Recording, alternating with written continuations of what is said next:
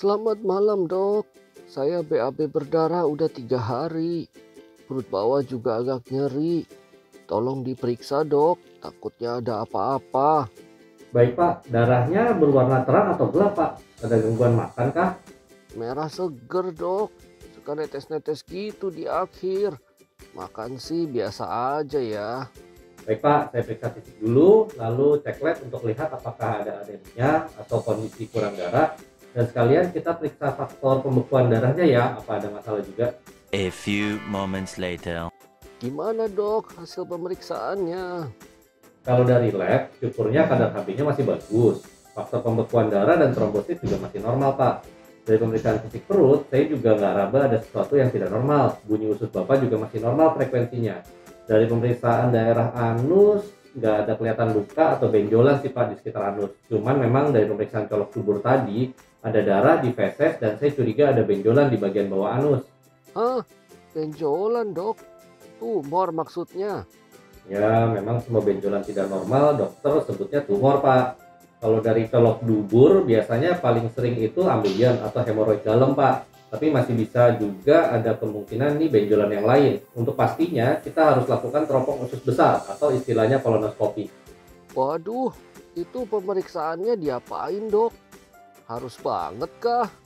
Kolonoskopi adalah pemeriksaan medis memasukkan alat skop atau teropong fiber optik melalui anus untuk melihat adanya kelainan di usus besar, Pak.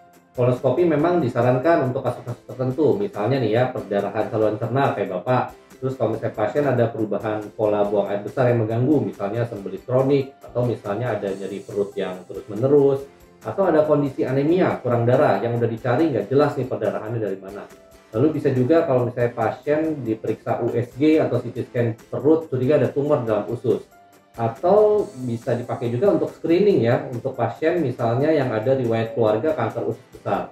Nah, buat yang memang sudah ada riwayat sakit di ususnya ya, misalnya polip atau kanker dan juga sudah dilakukan pengobatan, kolonoskopi juga dilakukan Pak untuk evaluasi kemajuan pengobatan ataupun pemantauan kekambuhan. Oh gitu dok. Ini bisa dilakukan tanpa perlu dirawat kan?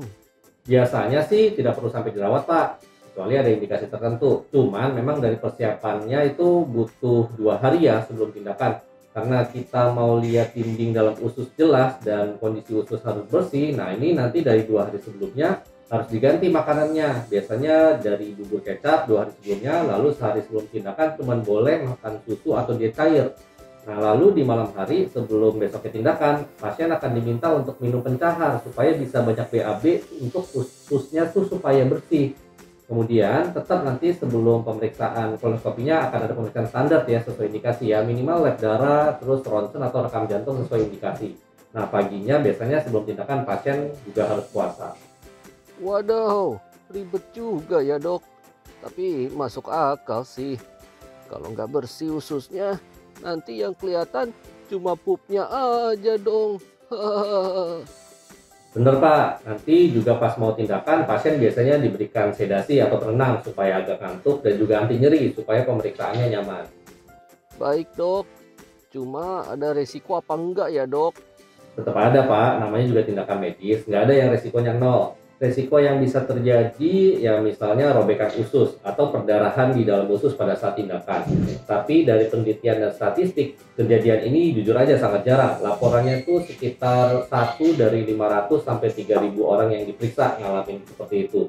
Makanya untuk memperkecil resiko tersebut, kita periksa darah dulu, faktor pembekuan darah, sama pemeriksaan-pemeriksaan lain sebelum tindakan, supaya ya mudah-mudahan nggak kejadian. Baik dok, saya sudah paham. Silakan dok, dijadwalkan teropong usus saya. 2 days later. Pak, ini dari hasil teropongnya saya temukan ada benda asing di usus Bapak. Sepertinya ini nih yang bikin Bapak buang air besar berdarah. Lah, itu kan cincin kawin istri saya. Pantesan kami cari kemana-mana berapa hari ini nggak ketemu. Saya kira terjatuh di sekitar ranjang. Nggak taunya ketelan mungkin pas saya lagi jilatin.